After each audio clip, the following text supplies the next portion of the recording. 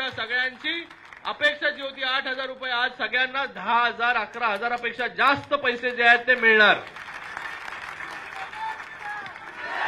पण याचा अर्थ असा नाही की आपल्याला आता फिक्स्ड मिळतात पैसे, पगार मिळतायत, तर खाली ग्राम पंचायतीमध्ये जे आता काम केलं नाही केलं, अरे तुम्ही सगळे खूप महत्त्वाचं योगदान देता। सरकार बघा वेगवेगळ्या योजना आणतं, लाडकी बहीण योजना आणली, लेक लाडकी योजना आणली, युवा कार्य प्रशिक्षण योजना आणली, मनरेगाच्या स्कीम्स आहेत, ह्या सगळ्या गोष्टी कोण पोहोचवणार? हे आपणच पोहोचवणार। तर आता आपल्याला फिक्स्ड मानधन मिळालंय, फिक्स्ड मानधन मिळाल्यानंतर अरे आज नोकरीवरती नाही गेलं तरी चालेल, आपण फक्त आता काय सही करून येऊन जाऊ, असं होणार नाही ना? पक्का? नाहीतर आम्हाला सगळे लोक गावातले बोलतील अरे एका ग्राम रोजगार सेवकासाठी तुम्ही सगळी कामं बंद पाडून टाकली गावातली, नाही ना? एवढा विश्वास आम्ही घेऊ।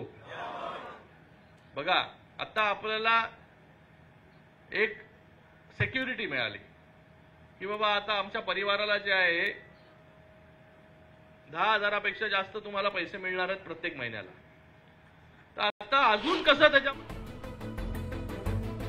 बी फार्माचा अभ्यासक्रम पूर्ण केलेल्या विद्यार्थ्यांना फार्मास्युटिक म्हणून नोंदणी करण्यासाठी आवश्यक असलेली एक्झिट परीक्षा लांबणीवर गेली आहे। 3 ते 5 ऑक्टोबर दरम्यान होणाऱ्या या परीक्षेबाबत निर्णय न आल्यानं ही परीक्षा स्थगित करण्यात आली आहे। 3 वर्षाच्या दुष्काळानंतर धाराशिवमधील सीना कोळेगाव धरण पूर्ण क्षमतेनं भरलंय। धरणातील 13 दरवाजातून पाण्याचा विसर्ग सुरू आहे। जळगावच्या भडगावच्या महिंदळेमध्ये बदलत्या हवामानाचा फटका पिकांना बसलाय। कपाशीच्या पिकांवर लाल्या कीड रोगाचा प्रादुर्भाव झालाय, त्यामुळे शेतकरी संकटात सापडलाय। नागपूरमध्ये कारागृह पोलीस भरतीत स्पाय माईकचा वापर करत हायटेक कॉपी केल्याचा प्रकार समोर आलाय। या कॉपी बहादूर आरोपीला मानकापूर पोलिसांनी अटक केली आहे।